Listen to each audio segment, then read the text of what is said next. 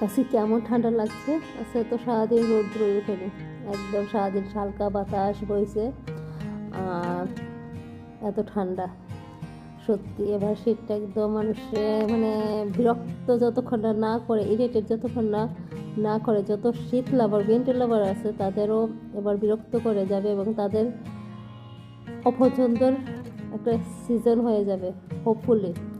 But কিছু কিছু লোক তারপরও শীত কীভাবে বলতে পারে যে শীতের দিন খুব ভালো, যাতে কোনো কিছু কাজ করতে লাগে, যাদের স্নান করা নিয়ে কোনো টেনশন নেই, যাদের টাইমলি কোনো জায়গাতে যেতে হয় না, তাদের winter season most of the মানুষের এই সিজনটা খুব প্রিয়। তো যাই হোক, শীতের দিনে তো সবচেয়ে কমন ফেভারিট সবার ডিশ হয়, সেটা হচ্ছে খিচুড়ি।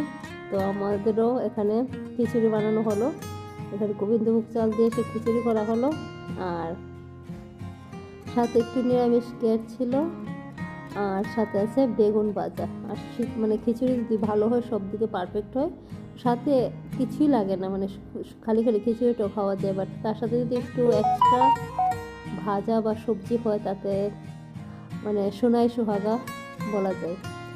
তো যাই হোক, এখানে বেগুন ভাজা, একটা পেঁয়াজ আর একটু শুকনো লঙ্কা নিয়ে আমি খিচুড়ি নিলাম বাটিতে, আর বোন খাচ্ছে থালায় গরম গরম খিচুড়ি।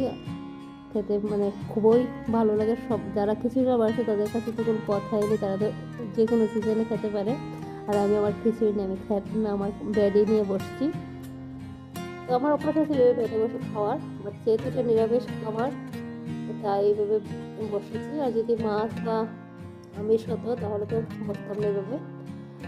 তো যাই হোক, এটা আমরা তো এরকম পূজার প্রসাদ খাই, যদি এটা পূজার প্রসাদ না, তারপরও আমি এইভাবে শুয়ে মানে খাটের মধ্যে বসে বসে খিচুড়ি খাচ্ছি। আর এখানে আমার যে হালকা যে কম্বলটা এটা বিছিয়ে নিয়েছি ঘুমার, মানে এটা কম্বলটা বিছাইলে একটু গরম গরম লাগে, তার জন্য এটা বিছানো আছে। এইভাবে আমার শীতের সিজনটাকে উপভোগ করবো না, সহ্য করছি, কারণ আমি শীত একদমই পছন্দ করি না।